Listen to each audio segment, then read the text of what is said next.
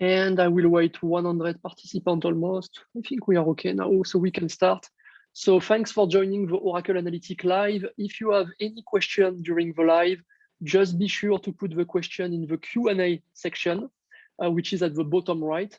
I'm going to show you the safe harbor as usual. And then just to give you an overview, we will have a packed agenda. We are going to start with the executive update, but then you will have analysts, you will have a different demo from product marketing, product management, Fusion Analytics Warehouse. But right now we start with our executive update from Joey Fitz. Joey Fitz is our Vice President of Product Strategy. And Joey, you can take it from here. Thank you, Ben, and thank you everybody for joining again. These are always wonderful sessions. We appreciate you dialing in from all over the world and spending time with us, so thank you. Ben, we can go to the next slide. I'm just gonna cover a couple of points to begin. And the first one is, with great excitement, we are happy to announce that we've been named, Oracle Analytics named a leader in the Forrester Wave. This is a new wave from Forrester. It's the Forrester Wave for Augmented BI platforms. So we're particularly excited about this because of our placement within the wave. We're far up and to the right, ahead of a number of companies who gained popularity early on in the self-service era of business intelligence. And in any case, this success is purely due to the community that we serve. So for all of you who are on this call, our customers and partners who are finding success with Oracle Analytics and informing our product strategy, a huge thank you for your partnership and for helping to make us better. So thank you very much. You're going to hear more about this today from Isabel, so I won't steal her thunder, but we're very excited about this, and I just wanted to say thank you. Additionally, I wanted to let you know about the end of this month. So we're in the final edits on this. August 31st, you will hear from a number of customers and partners who are listed here. 3 customers, Northwell, MTN, and Dropbox, as well as 4 partners, Accenture, Deloitte, KPMG, and PwC, all of whom will be speaking about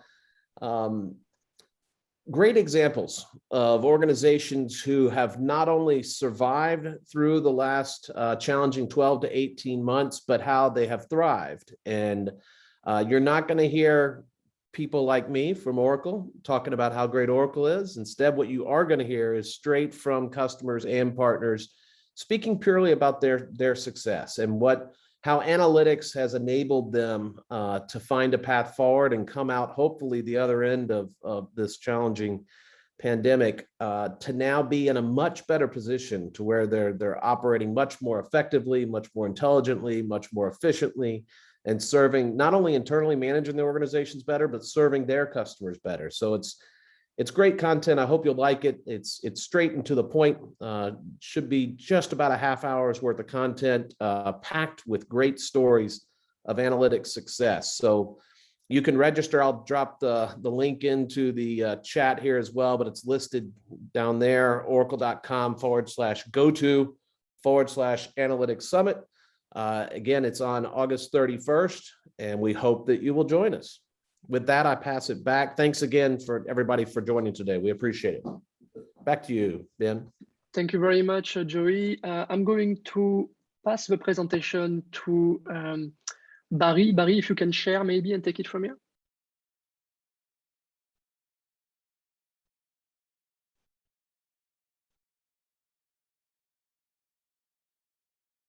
Perfect. And we are going to have now Isabelle Nuache. So if we can go to the next slide, and Isabelle is our Senior Director of Product Strategy for Oracle Analytics. And Isabelle, you can take it from here.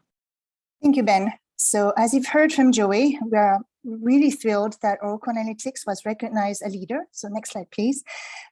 We recognize a leader in the Forrester Wave for Augmented BI. And this clearly demonstrates customer and market validation of Oracle Analytics product strategy and vision.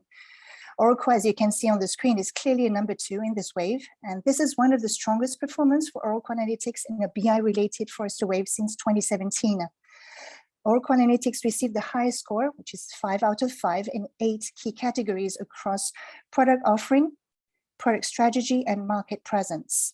So this is adding to the great momentum this year with Oracle Analytics being recognized by leading analyst firms. It's been recognized a visionary by Gartner in the latest Gartner Magic Quadrant for analytics and BI platforms, but also as a leader by Nucleus Research and Box Score for the BI platforms as well. So we'd like to thank you, all of you, our customers and the community. Thank you again. We couldn't have done it without you. So the next slide is about the evolution of the BI and analytics market for Gartner and how Oracle Analytics maps out. As we look from left to right, you can see that Oracle Analytics provides all the governance and self-service that most enterprise and organizations need, but also the augmentation throughout the platform. So natural language query and generation in Oracle Analytics, as well as augmented insight and the ability to ask deeper questions outside of the ordinary and the known, provide an easy to use experience without having to spend hours and hours trying to figure out how to use the tool on the environment. So decision makers can actually focus on their jobs versus struggling with the tool. And as we move along to the augmented consumer, or rather the augmented decision maker, people are able to use voice with Oracle Analytics to ask their business questions in a hands-free mode while on the go, and use Teams and Slack, for example, to collaborate with their peers and teams. Context is key to decision-making, and with Fusion Analytics, customers can deploy pre-built, streamlined analytic applications for key business areas such as ERP, HCM, supply chain management, and customer experience. This really takes the headache out of sourcing, modeling, and creating KPIs and other analytics because it's already out of the box and ready to go. So with Oracle Analytics, innovation is delivered right now, and customers can create analytic solutions that can scale to tens of thousands of users, leveraging the inherent governance, security, scalability, and trusted enterprise platform design. So thank you, and let me hand over back to Ben.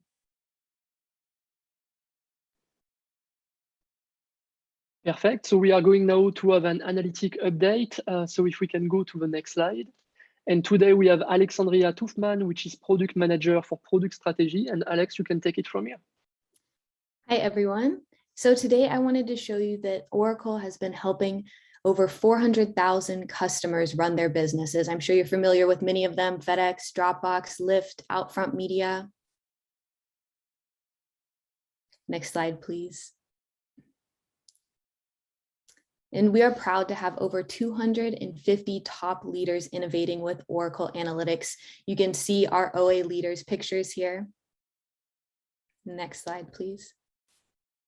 Okay, so for those of you not yet using Oracle Analytics, I wanted to give a quick introduction. It's an augmented analytics platform. It has the ability to do data preparation, data flow, data enrichment, as well as data visualization. It's embedded with machine learning and AI. It provides automated forecasts and insights. It also has natural language processing, or NLP, as well as natural language generation, or NLG. It's important to note it's self-upgrading, self-patching, and self-securing. Additionally, it's available in a mobile application. So for those of you using Oracle Analytics, I want to talk about our Idea Lab. And it's a place where you can share your ideas on product enhancements. You can vote, you can comment on your favorite ideas. Here we have the top 10 ideas for Analytics Cloud and Fusion Analytics listed. So if any of these ideas resonate with you, please visit the links below and I'll pop them in the chat for easy access. Go ahead and upvote them or share your own ideas. Next slide. So I quickly wanted to show you the trends. So from September 2019, we've had over 800 ideas submitted in the Idea Labs, many of which have already been delivered into the product. So it's just another great way to have your voice heard, your ideas heard. So please check out the links and submit your ideas. Perfect. Thank you very much, Alex. So we are going to move to the product strategy. Today, I'm going to introduce you what is coming for Oracle Analytics Cloud, so we can go to the next slide. So for you that are new to the Oracle Analytics world, again, we are a leader in Forrester and in other type of analysis. We have different products. You can see that we have Oracle Analytics Cloud, Oracle Analytics Server. We have also all the new product, which is Fusion Analytics Warehouse. And today we will have Jamie introducing you different concepts, including Fusion Analytics for procurement. And all these different products are offering different features all the same semantic models, scheduled data flow, machine learning, AI, AutoML, metadata and data search, mapping, smart data profiling, and more. So it's really a complete solution. You don't have to get multiple tools or software to do everything. Everything is packed into Oracle Analytics, which is making a big difference with our competitor. We'll go to the next slide to show you also our cloud platform is integrated with all the Oracle Cloud Infrastructure services, including the new AI next generation services with vision, speech, decision, digital assistant, but we have also data science, machine learning, autonomous data warehouse, streaming. It's really the trend right now. A lot of people are doing streaming, big data, data processing, data catalog, data flow. So when you use Oracle Analytics Cloud, usually you have some credit and you can use all of this credit to also test different services. It's why we have a lot of customers that are using, for example, digital assistant with Oracle Analytics, or for example, using data science or machine learning separate services with Oracle Analytics. We are going to see the next slide also because a lot of you are using Oracle Analytics machine learning module, which is embedded into Oracle Analytics. And you asked me last time during the Oracle Analytics Live, what are the different algorithm part of this machine learning module? So you have numerical prediction, multi-classification, clustering, you have also binary classification. And I wanted to put this slide so you know all the algorithm you can use to create machine learning model. And then you can apply this model for predictive analytics. And what it is, it's just basically to say, I want to use numerical prediction to predict what will be my sales or my spend for next year. Or I want to use clustering to isolate different type of location or individual into certain group. So now you have this slide, which is going to help you to understand a little bit more the algorithm available. We are going to see in the next slide now also the analytic platform. So Barry is going to introduce that to you, and Barry, you can take it from here. Thanks, Ben. Let me just switch over to the slide. I've only got one slide, but I'm Barry Moss, Senior Director of the Product Marketing Group. I'm just going to quickly go over some of the platform, a little bit wider of the analytics solution. And here you can see that, we are really about not leaving any data behind. It's a misconception that Oracle's for Oracle. We really have a bunch of data connectors and we don't want to leave anything behind. Anything that's relevant to a decision should be able to be included. And we have built-in native connectors to things like Redshift and Snowflake and Synapse. So bring in any data, and if it's not listed here, we do have a JDBC driver, so we can bring in all that legacy data as well. The next one along, when they integrate, any analytics solution does incorporate some kind of capability of integration. The great thing with OCI is that with the same universal credits you use to pay for purchase OAC, you can actually also spin up any of the tech services within the OCI platform, including ODI, Data Integrator, or Golden Gate, to really get that data coming in. And to the structure side here, we have the data management layer. And this is really where OAC and ADW are really great together because it makes a great partnership which extends the capabilities of OAC. Especially for an example, like machine learning. With ADW, you really do get a solution that goes from everybody, from clickers to coders. And that means data scientists have their notebooks in Jupyter and all that kind of thing, producing data sets using machine learning for the business users who can then extract and use that directly from OAC. In the analyze layer, we're really about being able to visualize this and have a continuity experience across mobile, any device and your browser as we look through. And I'll be showing you some of that next in the live. And on the consume side, we're not a tool for just analysts. We have everything from executives to developers. There is something in the tool for that. You don't need a separate tool for this person and a separate tool for that person. Multiple tools creates complexity in your environment, extra license costs and support costs. We do everything for everybody. All right, so what I'm going to do next is actually show you some of these things live. So I'm just going to bring up my screen up here. And I'm going to start with this, just as an interface, a new way to look at how we do this with natural language query. And if I wanted to look at a question, I'll say, let's look at revenue and discount by, let's say, product type, and customer segment. And I can just type my natural language query and say, show me that. I don't need to go and hunt for a pre-built report or dashboard. I just ask my question. And here it's an interactive dashboard that's been automatically created. It's interactive. I can remove selected, I can focus, I can change chart types if I want, I can switch things around. And I might be able to answer my query right here, get what I need, and I'm done. I don't have to go hunt for that report, hope it's ready for me and updated or anything like that. We do have the ability to do those kind of more traditional style dashboards and canvases. So you can see, just like Excel, we have canvases with different reports all connected to the data, all the kind of things you expect. I'm not going to show you how to build pie charts or that, but we have these in here. But I want to try and get you to think a little bit further in the way we do analytics and doing visuals that are right for your data types. Looking into the natural language that we saw on the previous screen, I just wanted to show you how easy it is actually to do that. Here I have a chart ready, and all I need to do really is say, let's duplicate this chart. And then once it's ready, I can just say, as a native chart type inside the library, and we have an extensive library of chart types. It's one of the biggest in all the tools out there. I just have to select narrative, and it will immediately, without any integration or separate tools, here's my narrative. And I can slide that to the right so I can get a complete view of what it looks like. And I can control the verbosity in this. Here's the level of detail I'd like. I can reduce it down. I can change it from a trend to a breakdown. And you know what? If I wanted to do it in another language, I can switch it to French, and bang, it's in French. So easy to add natural language. And the great thing about doing it this way, instead of you typing it, the machine doesn't make mistakes. And when your data changes, the narrative is always going to be updated as well. The next one along, we can also customize these dashboards a lot to make them look and feel the way you want it to be, according to your business and so forth. And a lot of these charts, if I move along again, we can incorporate graphics and colors, and these can be objects that can then be embedded into your other systems. So we can do all that embedding, all integrated and customizable as you'd expect.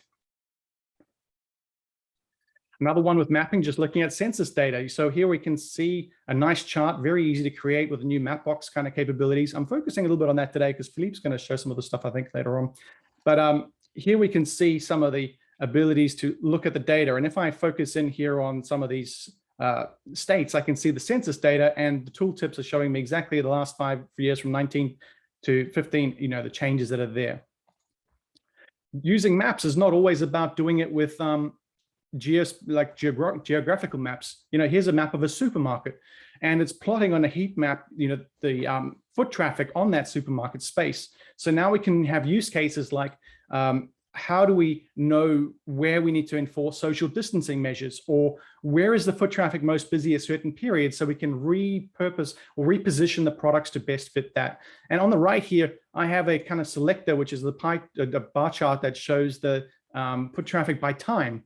And then as I click on that, the map on the left is automatically updated. So I can see here, it's pretty quiet over the time, and during lunchtime, it's starting to get busy in the cafeteria again. And the very cool thing is I can, with this Mapbox kind of we can really zoom into those data points without any lag or anything like that. It's super smooth. And these are really easy to do. No coding. Business users have access to create these on their own. Another one here using containers. So we can take in graphics that are customizable like this and use them as layers too. And in this one, we've actually got a graph as well. So we've got some graph analytics going on, and the graph is interactive, as I can pull the points out, but that's getting a little busy. So what I could do instead is say, let's focus on this line of containers and where they might be going. So now with that, I can use the ship as a filter. And now I can see the details of where all those containers I've listed are going. And I can actually start to zoom in on my chart here and see exactly what those legs are. Or I could say, well, let's look at it from Spain. I'm going to click on Spain and have it filter it that way. Now on my container ship, I can see all the green containers showing those that need to be located to Spain and where they're actually going to be picked up from. Another one here, this one is actually done from some F1 racing from Monaco. And again, we've got all the style charts. Again, you can change it to be exactly the way you want it to be. And here we can see a sector-based map showing the actual course and the speeds created at certain areas. And again, with the smooth mapping, I can see all the points and zoom through the charts and see how it maps onto the various areas. I also want to think, it's not just about creating dashboards. Although this is also still a dashboard, essentially, what this is analysis of wine. So I can still have an interactive map and graphics and things here, and I can look at the different charts, and I can construct this. But with in mind, the output is going to become instead an infographic. So I can create this infographic here in OAC. It's live and connected to the real data. So as your data changes, your infographics can update. But the very cool thing is I can also just come up here and say, let's export that file. And I can change it from a PowerPoint, from a PDF, PNG, but I can select Acrobat PDF. And what I've actually got here is the same export already created, and I can show it to you in Adobe Acrobat. Here is the PDF already created. So now it's ready to be uploaded to your website. So your marketing asset is created, all ready to go. And the great thing is, because it's dashboard and it's also hooked into OAC and back into your back systems, if your data is changing regularly, come back in here, update the data, and you export a new PDF, and it's done. It's not a hard process.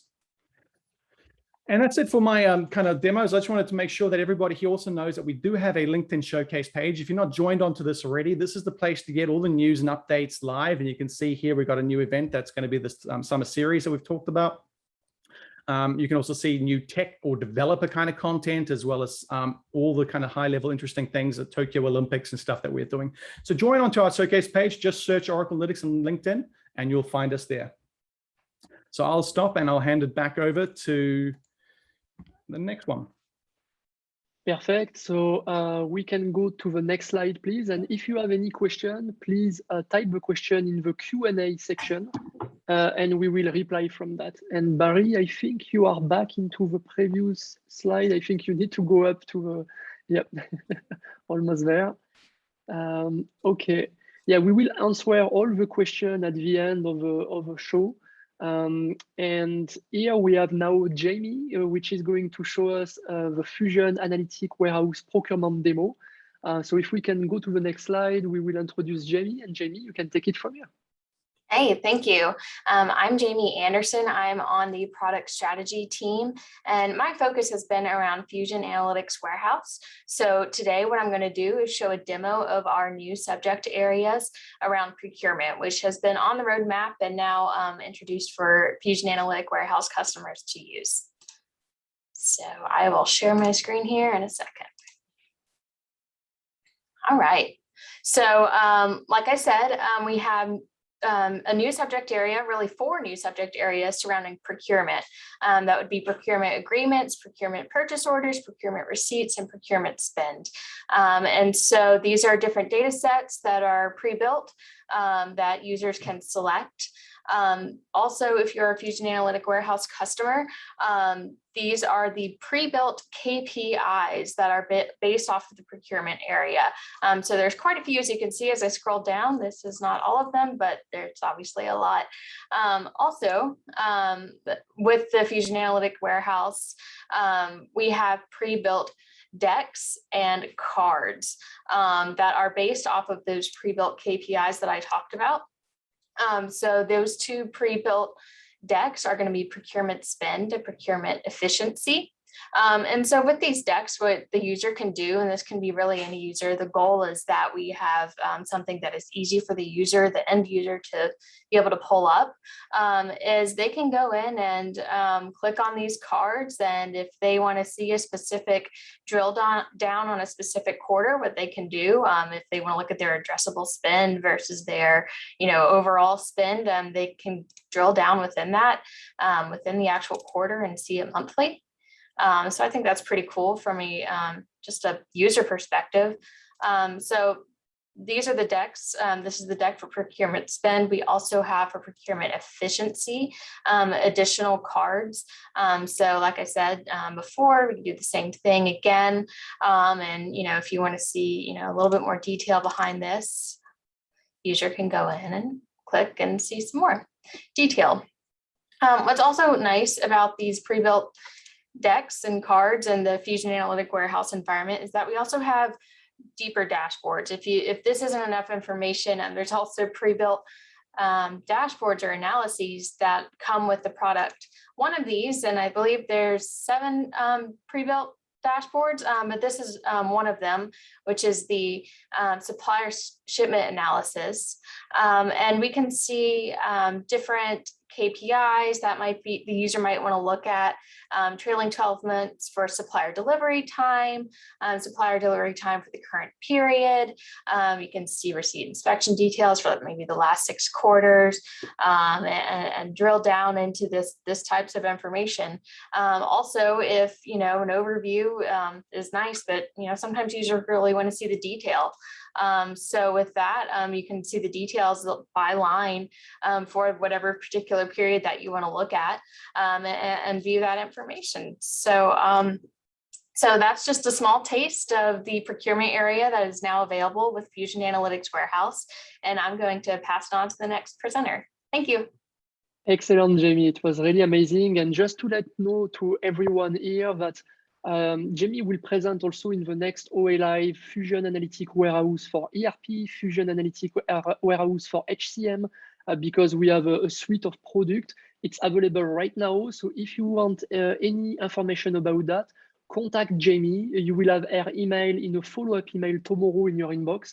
And she is always happy to answer all your questions. Thanks, Jamie. That's right. Thank you. Before we switch to Daniel, I will just ask a favor from the audience. Usually I wait for the end of the show for that, but I'm going to put a poll. We are leader with Forrester, as you know. We want to be leader also with Gartner. For that, we need your help to put a nice review on the Gartner Peer Insight website. So I'm going to launch a poll. If you are a customer, a user, you can do this type of reviews, not if you are an Oracle employee or a partner. So I will run this poll for maybe 1 minute. If you are willing to help us, it's taking 5 minutes maximum. We will send you the link directly by email. And obviously, thank you so much for that. We will invite you also to different events in the future, provide you some insight on the new features. But if you can help, it will help us a lot. So I will leave this specific poll for maybe 1 more minute. And Daniel, I think, Barry, we can put the slide of Daniel to introduce him, and Daniel can take it from here.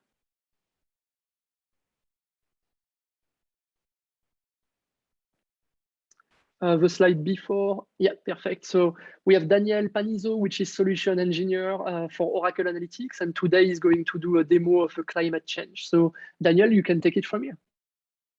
Okay, thank you, Ben, for introducing me. Can I just share my screen? Okay, thank you. Sharing the screen now. Can you see it? We can, yes. Excellent. Well, hi, everyone. First, let's understand a little bit of what's going on those heat maps about historical weather data. And here on the heat map, on the horizontal axis, we have every single day inside a year. And in the vertical axis, we have the years. In this case, the last 20 years. On this top heat map, the color of each of these boxes represents a day's average temperature. And in the bottom heat map, the box represents a day's average humidity. All the weather data we're seeing here, it's from the state of Federal District in Brazil, which is where I live. And before I explain a little more about why this analysis makes so much sense to me, let me add a little more context to you, okay? So here in our next canvas, let's see if it's coming. Okay. All the data were collected from the Brazilian Meteorology National Institute. This data was generated by almost 600 stations spread through the territory that broadcasts weather data every hour, which means that the last year we had about 5 million measurements, and the entire data set has about 60 million records. And as you know, the Brazilian territory is large, so each region of the country has a distinct weather. To exemplify this, I highlighted here 3 cities. In the north, we have the city of Belém, very close to the equator line. The city has a warm climate, daily rainfall, basically very stable. In the south, we have a city of Porto Alegre with a climate with greater variability and well-defined seasons. And here in the middle of the country, we have Brasilia. Well, Brasilia is the capital of the country, center of the political power, famous for its architecture, and also where I live. And here in Brasilia, we have a little joke about our weather, okay? So we say here that we only have 2 seasons. The rainy season, when everything is beautiful and green, and the drought season, when everything is heat and dusty, okay? So now that you have a little more context about what's going on, those heat maps, let's get back to them. Okay. Thinking about our drought season, okay, we will see this behavior in the bottom heat map, okay? Just let it load it. There's a lot of data points here, but we can also see everything fine now. The drought season, we can see it starts around here in May or June, okay?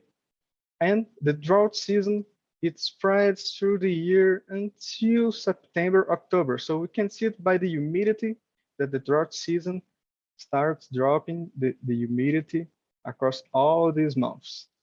And the drought season is also where we can see the 2 peaks of temperatures, when we have colder months and hotter months in our heat maps, okay? So, okay, Daniel, but what about climate change? Can we see it around here? No. I confess that it's not easy to identify changes in patterns in this chart, mainly because we are looking at the average temperature, okay? But let me show you the same graphs, but this time with the maximum and minimum values, okay? When we start to see those graphs in maximum and minimum values, we can see them here, maximum temperatures reached in the day. So it seems to be much clearer that compared to the early years, we're not only having new high temperature records, but also an increase in hot days. Oh, I'm not exactly a scientist specialized in climate change, but we could definitely create a hypothesis that something is changing the weather around here. And that's how I wanted to show you. I hope I inspired you to do the same kind of analysis in your city. And thank you very much for your time. Thank you very much, Daniel. Always like to invite you. Always very insightful presentation and demo. So thank you so much. Thank you. So today we have also a Mapbox public library change in our Oracle Analytics product. And we have also Philippe, which is Senior Director of Product Management at Oracle Analytics. He is going to introduce you the new Mapbox changes and also going to introduce you to the machine learning. And I have a question for Isabel. I'm not sure if Isabel is here, but Isabel is also always asking me what are the different painters for different pens. So Isabel, do you know who paint the pen behind Philippe? So I can't see the image yet, but just let me know. When yeah, yeah. Sorry. Here I can see. Not sure. I'll tell you at the end. Paul Cézanne, maybe? Exactly. And that's pretty much Bravo, close Ben. to. Yeah. Thanks, Ben. Thanks. Okay, Philippe, take it from here. Thank you very much, Ben. Thank you for your introduction. Let me share my screen. And I will say good morning, good afternoon, everyone. Let me go a little bit bigger here. Hopefully you can see my screen. Yes, sir. Thank you. So thank you for inviting me in this call. And I'm very excited to present to you several aspects of the OAC product as well. I'm part of the product management group of OAC, so I work on the development side of it. So one area that I would like to highlight, you've seen a lot of great capabilities here demoed by many of the presenters before me.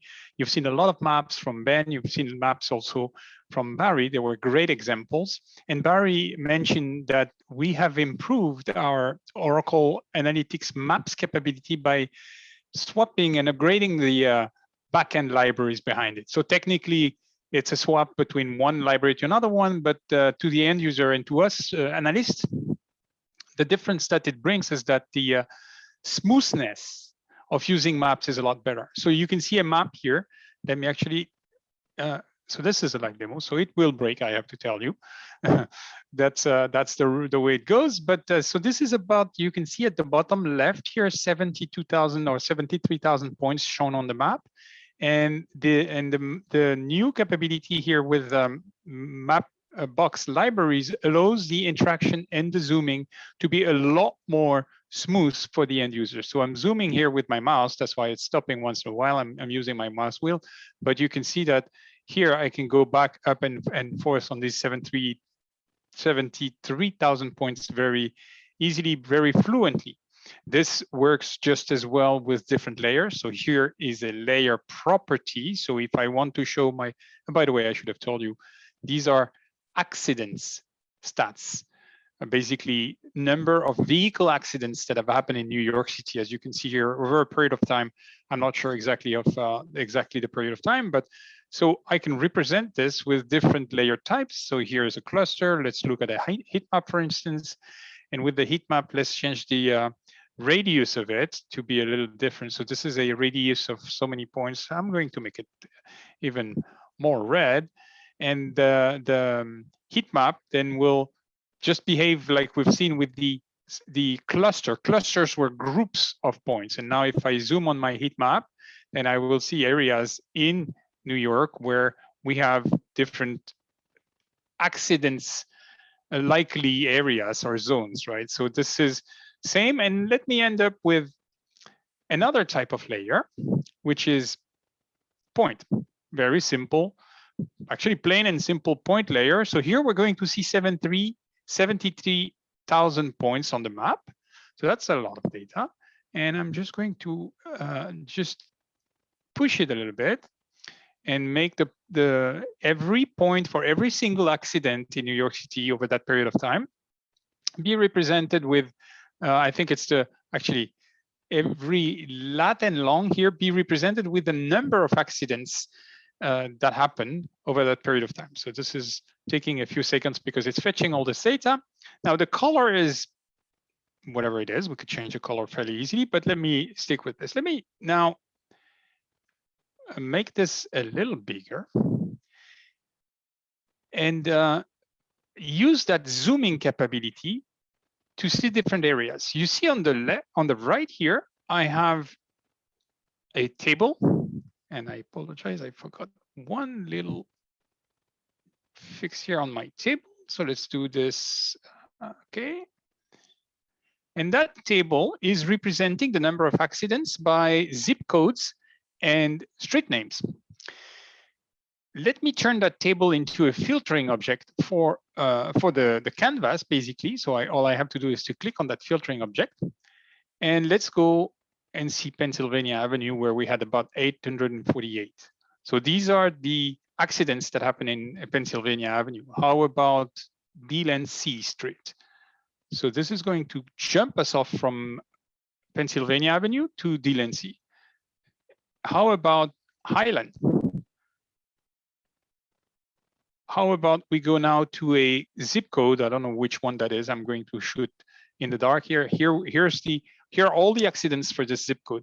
So what I'm trying to show you is that even with data, visually dense data and decently large data set here, because we're showing 80,000 points on a map, I can have an experience with my map that is fairly smooth, very smooth for me, and very interesting because I can find insights very easily here and very visually. Now that applies, of course, to all the type of maps. I've selected a map with a New York background. You could use a custom map layer. You could use all sorts of geometries. You don't have to use, obviously, lats and longs. I just happen to take this example. This interactivity is available in OAC 6.2, which is just about to ship right now if it's not shipped. And so you can use it right away with any of these maps. So that was a little one to show you some of the stuff that's coming. Now, let me swap to a different topic in my presentation now. I'd like to talk to you about machine learning. So you've heard about many of the capabilities of machine learning that we have baked into our product. So there are machine learning for augmented analytics, so algorithms that proactively run and calculate insights for you, or let you just draw a forecast line very quickly or a clustering very quickly. And then there are capabilities within Oracle Analytics that help us even differentiate, that are machine learning training. So users, you've seen this in Ben's presentation, I believe, where he was explaining that there are a lot of algorithms, machine learning algorithms, that are embedded already as part of Oracle Analytics to let users train models and consume models with these different algorithms. And when I say users, I mean users, analysts, business analyst users. Folks like me who do not have skills with machine learning, but understand the data and the domain that they're working on and understand the value they can extract with machine learning. So OAC is a perfect place for us with business skills, but not deep expertise with machine learning, to extract value and get agility, business agility, out of leveraging machine learning with our own data. And our own data can be made up of any data, Excel, database, any source that I can blend, because I'm a business user and I sort of know what data is of interest. I know how to prepare it. I know how to transform it. Now I can do machine learning with it. Okay, this is a capability that is part of OAC. But there is even more to machine learning in OAC. We also, you've heard, I think it was Barry mentioning how tight we were integrated. OAC, Oracle Analytics, is integrated with Oracle Autonomous Data Warehouse and Oracle Database. And the blending of the two systems allow business users to make even more value out of machine learning. I'll show you how. In fact, why don't I quickly get into a slide here? Just for a second. Oracle Analytics integrates deeply with advanced capabilities that reside within ADW and Oracle Database.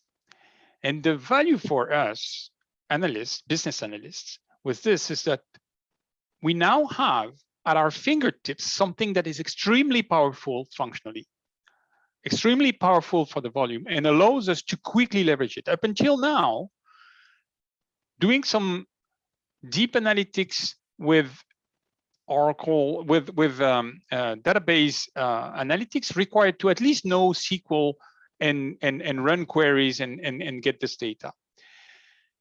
Because we have integrated Oracle Analytics and the database very tightly, this is not required anymore. So let me show you an example.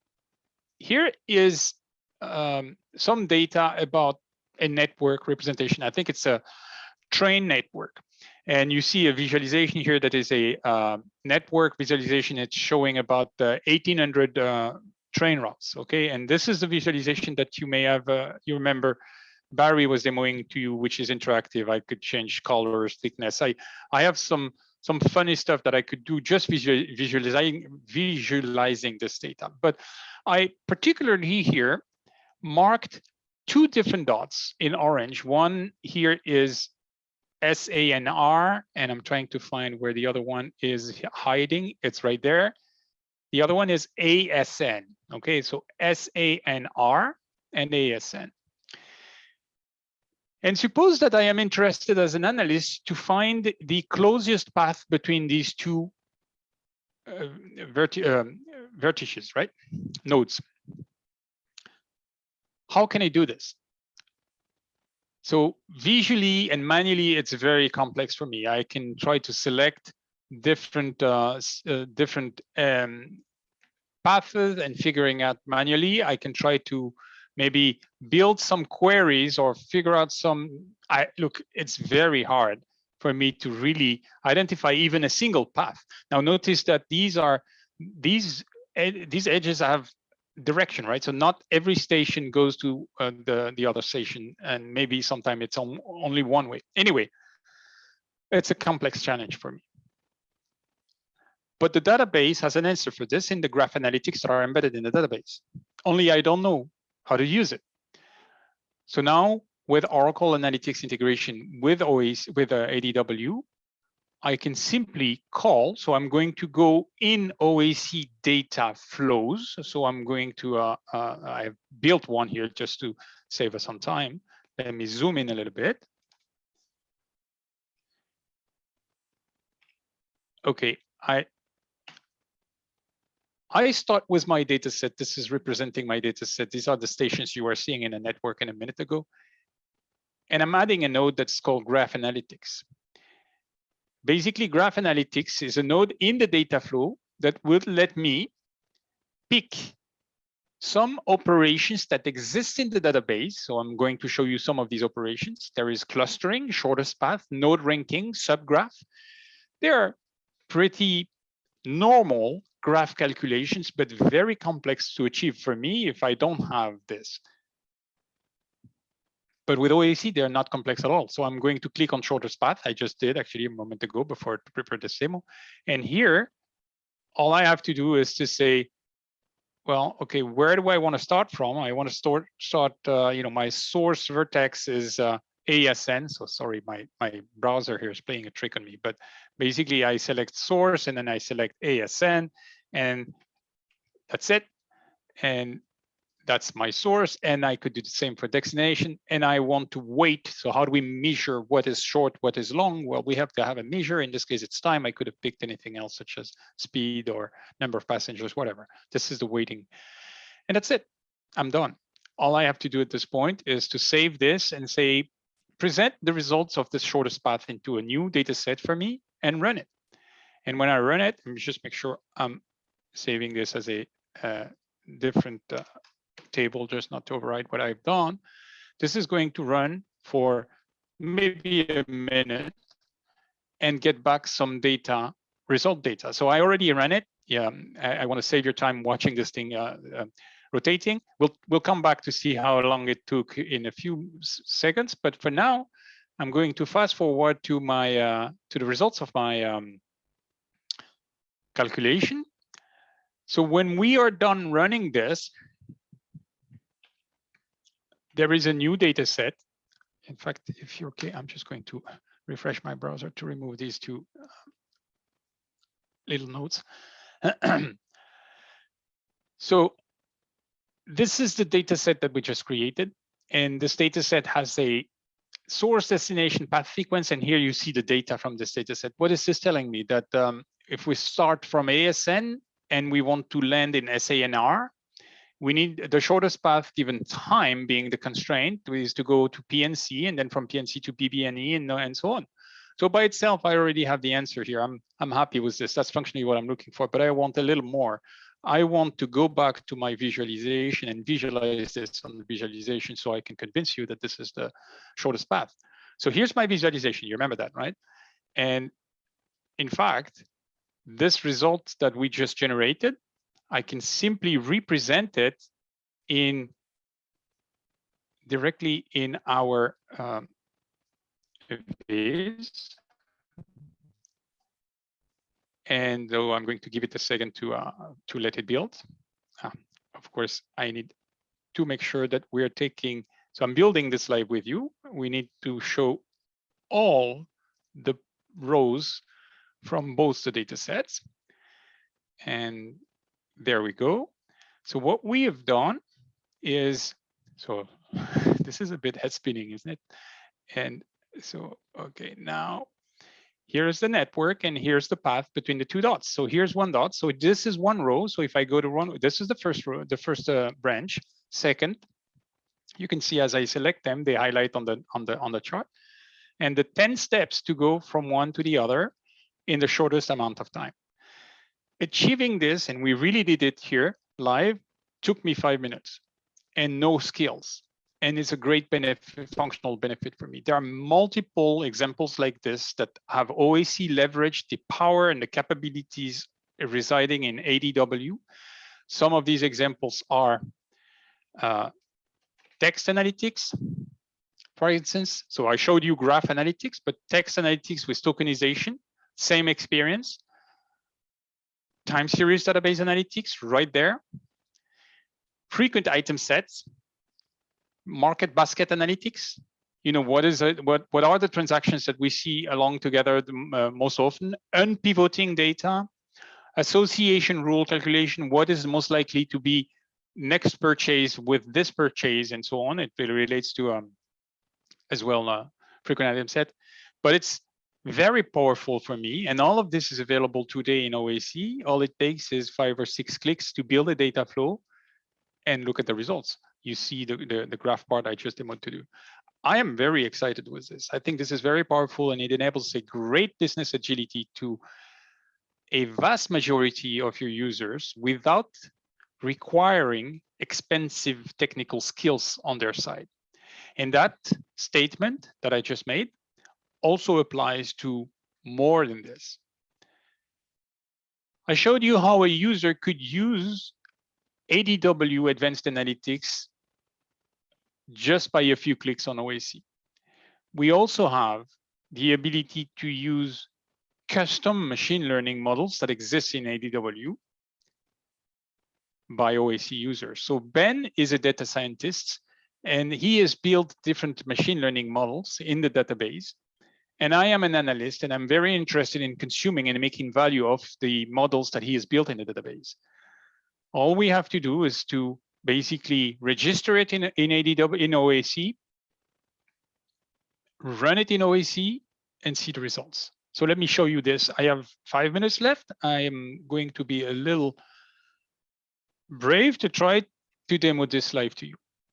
Okay, so hang on. So let's go back to our homepage.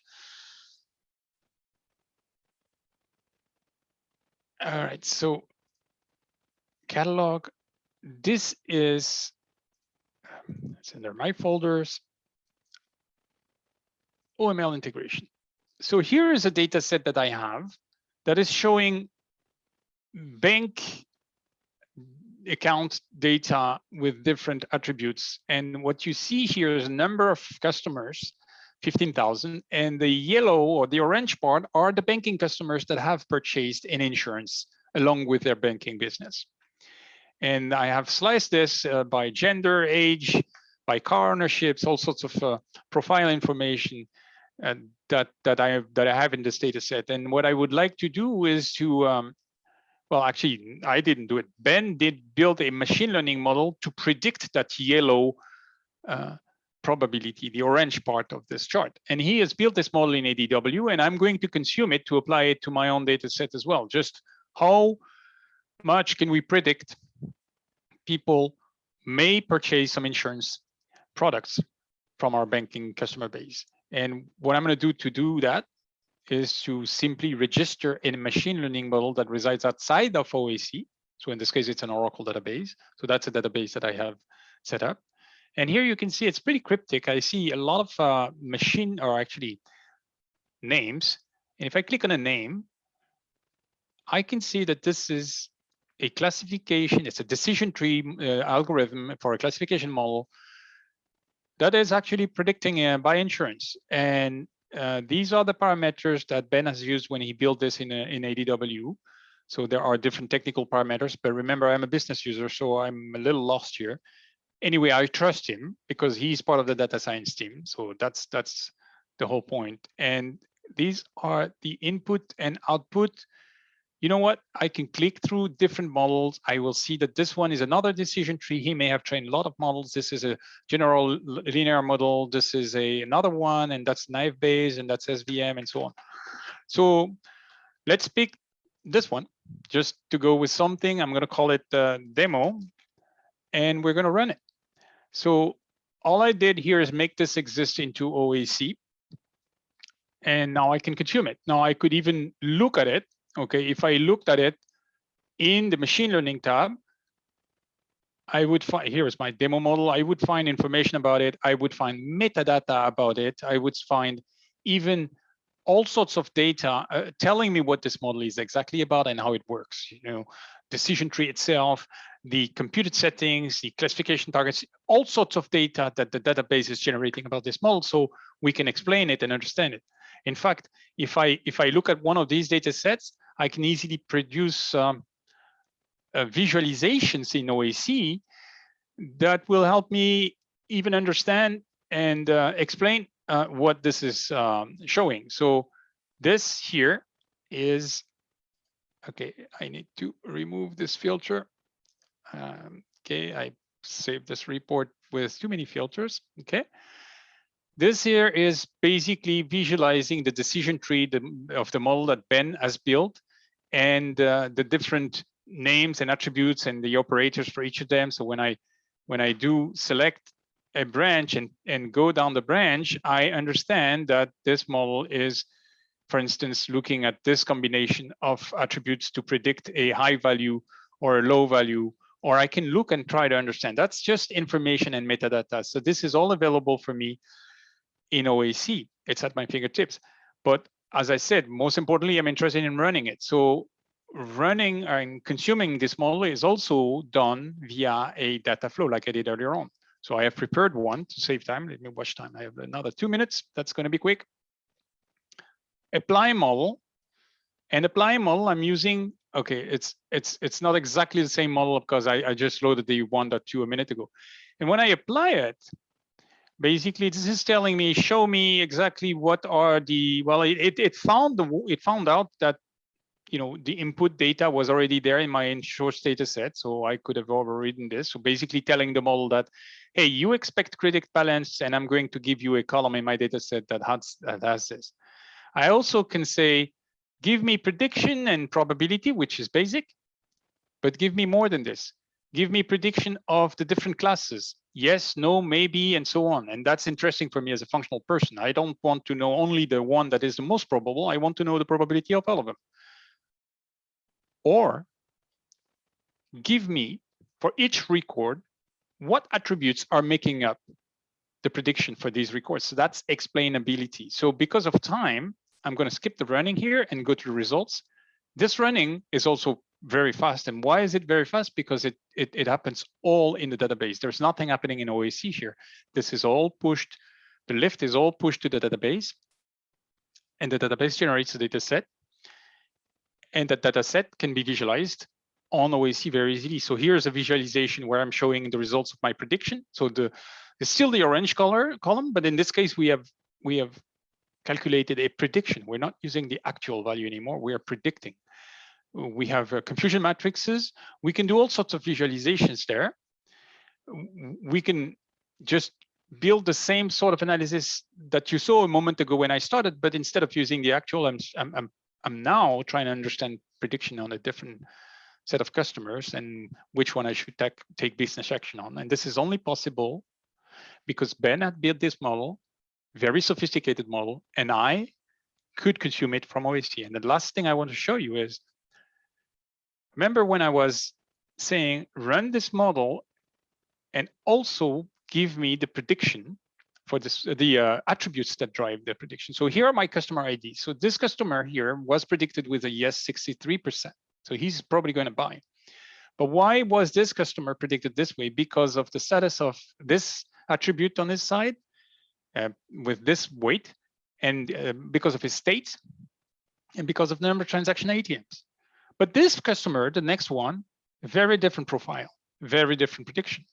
Now, when I aggregate this, I can see that, look, for my data, Ben's model is thinking that money, monthly overdrawn and bank funds is probably the parameters that are the most influential to that prediction. Perhaps that's what I want to address with my own population. And it may be different from somebody else's population, even though the model is the same.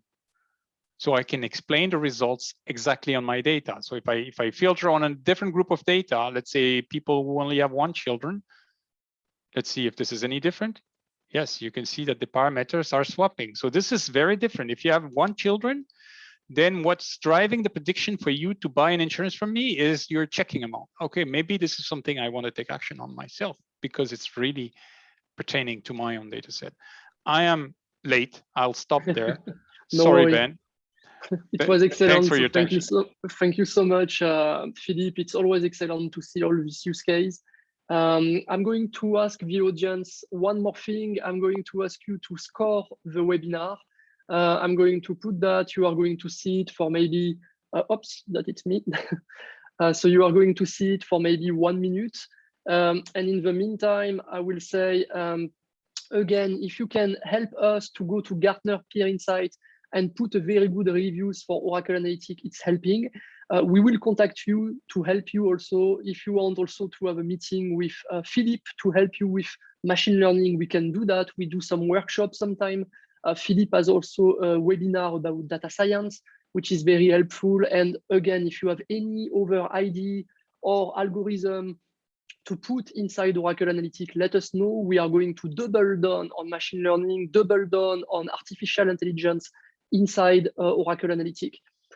So we are going now to go to the Q&A, and I will ask all the participants of the webinar to put the webcam on, and we are going to take some questions. And maybe Alex, you can go through the 10 questions that we have in the Q&A, and some of the participants are going to answer them. And Philippe, maybe you can stay also.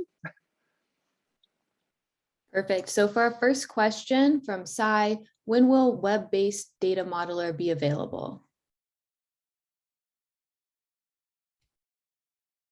Any panelists can just jump in. Philippe, you want to take it? Yeah, sorry, I was looking for the mute button. I can take this one. Yes, you should expect the first version of this in the first half of 22, right? So next year, calendar year, first half of calendar year, you'll see the first version of this. Okay, from Dan, I have a issue with visualization project. When I present it, oh, I think Ben, you actually answered this already. All right, so we'll skip that. I think Michelle had to drop. From the hospitality GBU, are there direct tie-ins to the HGBU OPERA and or Symphony POS products current or planned? That one is a tough one, so I think that one we will take it offline.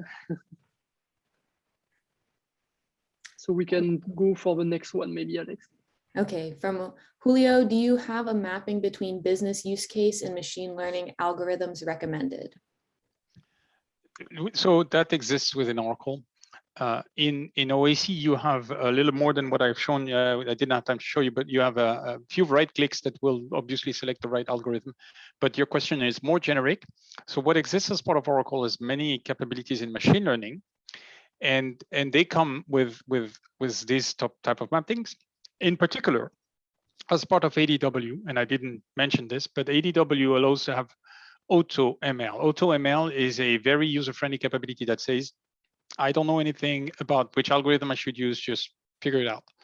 And so that's part of our ADW ML capability, which can then be consumed by OAC like I showed. All right, our next question from Krishna. Will the Oracle Fusion Analytics Warehouse work on-prem EBS instance, or is it only geared for Oracle Fusion ERP? And Jamie, you want to take that one? Yeah, to my knowledge, it's geared for the Fusion products. And then we also have on the roadmap NetSuite, but I believe it's for the cloud products. Ben, correct me if I'm wrong. So that's correct, yep. So yeah, so our Fusion products, so Fusion ERP, Fusion HCM, and then we also have, we're working on SCM and CX as well. So. But just to add to that, for the EBS customers, we do have accelerators coming that is working with the Cloud Lift program. So we do have accelerators that do provide a more modern analytics set of analytics on top of the EBS deployment. So if you're interested in that, contact us and we can give you some more details. Thanks, Barry. Perfect. Next one up from Mike. To use graph analytics, do you have to create a nodes table and an edge table in the DW first? No, you do not. You just need a table with basically your two edges, your two nodes in the database. That's all. So you do not need to take care of that structure, creating everything that is needed in the database. All you need to come with is a simple table in the database, and we will do all the work for you. I see, Mike, you have another question right after. If you want, I can quickly take that as well. When you run the ML model, is it running in the DBMS? Yes, it is. The data is, in the case of the integration that I showed you, the data here resides in the DBMS, and the model is applied by OAC in the DBMS. So the heavy lift work is done in the DBMS, and that's part of the value as well. And Philippe, in case some people of the audience doesn't know what is DBMS, can you? Database management system. So this is the Oracle database, basically. So the work here, the integration of these two, OAC and Oracle database, allow OAC to really send the work to be done by the database, which is possibly higher scalability or different sizing as part of the organization. So more powerful. Perfect. Next question from Naina. Can I merge multiple data sets similar to composite reports?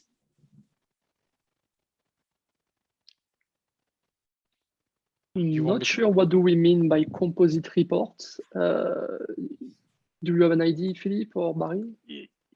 You can certainly mash up multiple data sets. As a business user, you can come with various data sets and join them together and build your model, and on that model build a single report if you're interested to.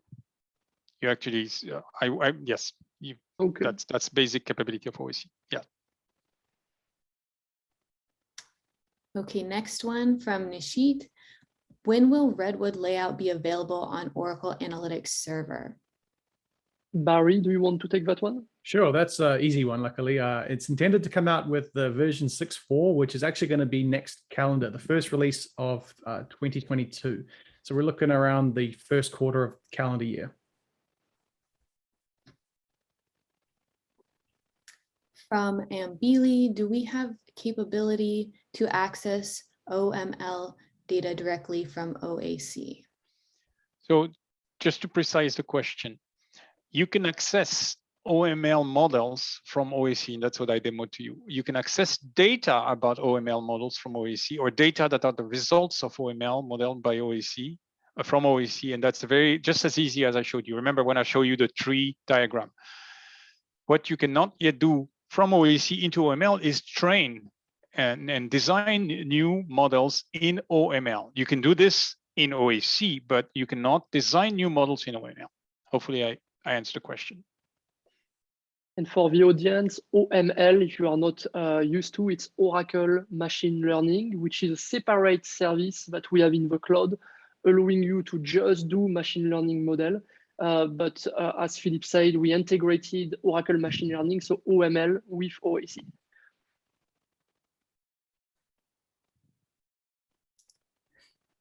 Okay, from Sven, are there any plans updating the RPD, for example, a new user interface or functionalities?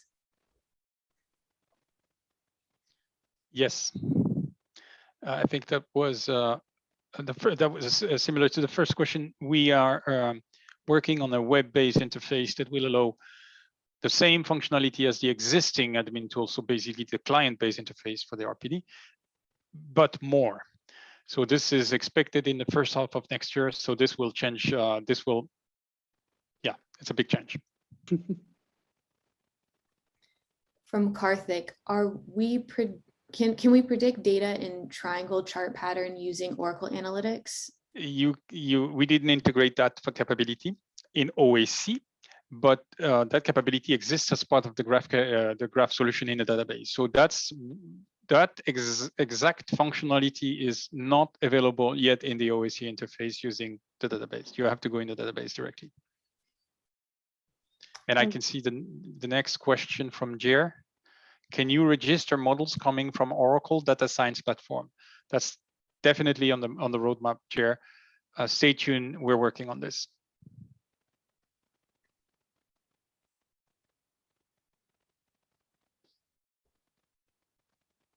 Last one, Alex, or last two ones, maybe?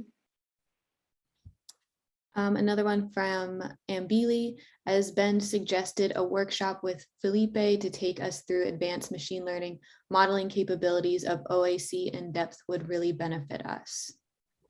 Yes, so for that, maybe just send an email to me and I will convince Philippe to do maybe a workshop like that for you directly. So we should be good. You will receive an email tomorrow with all our email address, all our LinkedIn profile. You can just drop us an email and we will be happy to support, yes. And Philippe, you have over webinar, right, on that? There are a couple of recordings out there on some sessions that some of us have done, but we're happy, certainly excited and happy to sit down with you on a call. Yes. Okay, from Ravi, any plans to make OAC patching user-driven for a customer with universal credits? Currently, I have to submit a SR to split patching for different instances in the same tenacity. For example, I want to split patching between prod and non-prod. Barry, maybe? Yeah, I don't quite get this one's more on the ops side, so I'm not 100%. Okay, so usually you have to submit an SR to split patching for different instances in the same tenancy, yes. Any plan on making OAC patching user-driven for a customer with universal credit? I will have to ask Ravi the question to Rodrigo. If you send me an email on that, maybe I can connect you with Rodrigo and we can see how we could put this option. I know that the main goal for us, it's really for you to just go to OAC and you never have to know which patch has been applied because it should be auto-apply. But I understand for dev, prod, and non-prod, you want to have that. So let's see with Rodrigo if we have some option. And next week, we have Oracle executive support call. So Ravi, let me put a note on that. I'm going to invite you because Rodrigo will be on this call and it might be good for you to join and to ask him that too directly. So you are welcome to join. I will send you an invite right after. Okay, we have two more from Mike. Can you register ML models built with other data science workbenches? Yes, we are. Sorry. So we are working on this. This is definitely the roadmap. The next one on the roadmap, as I said earlier, is the OCI data science. So we're doing this already with Oracle machine learning, the database machine learning. The next one will be OCI, Oracle Cloud Infrastructure Data Science, which is a platform by itself. And then we'll definitely expand or of course, look into some external platforms as well for models and for scripts.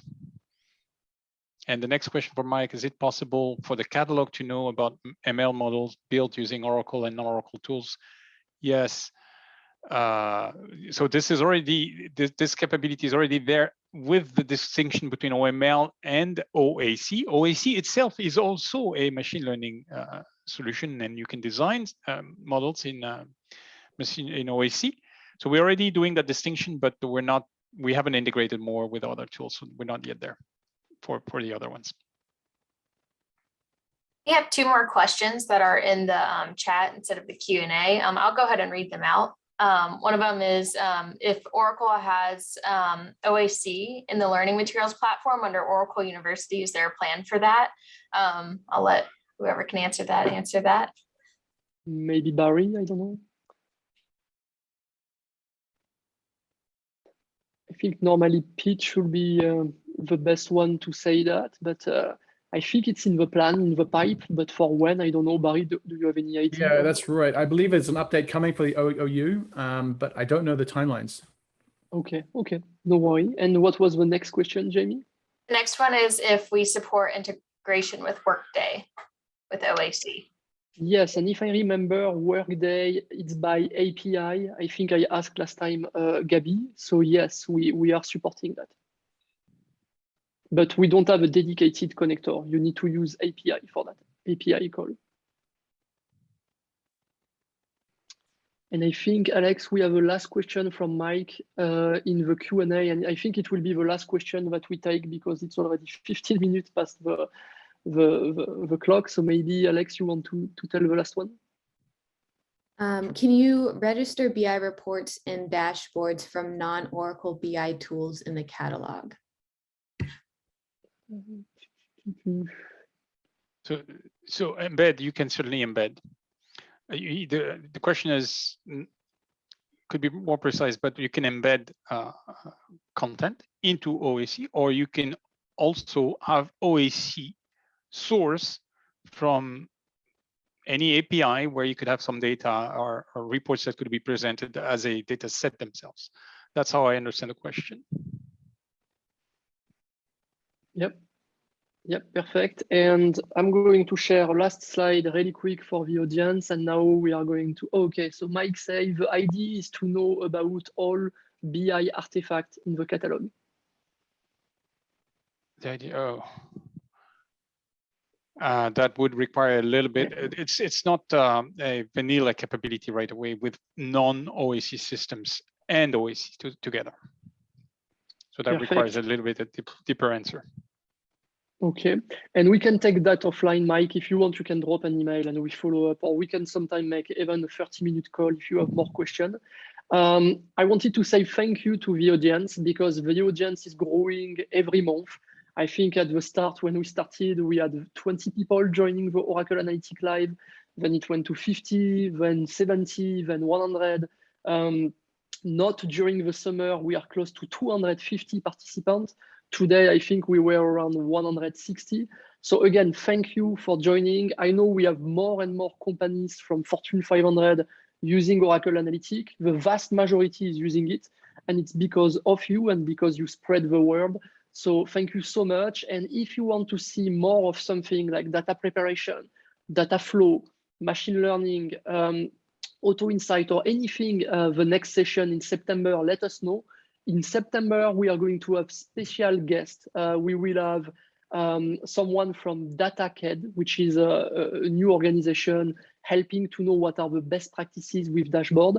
So we will have Kate coming from that. And then we will have also Can Tran, which is an Oracle employee, which is going to demo how she's using Oracle Analytics in financial control to close the book faster and to analyze all the different positions of Oracle faster. So join next month. And I think because Philippe loves to do that, maybe I will ask Philippe to do another demo also next month. So again, thanks. And thanks, Philippe. I know it's late for you in the south of France. So say hi to the olive tree for me. Thank you, not a problem. Thank you very much. Thanks, everyone. Bye-bye. Cheers.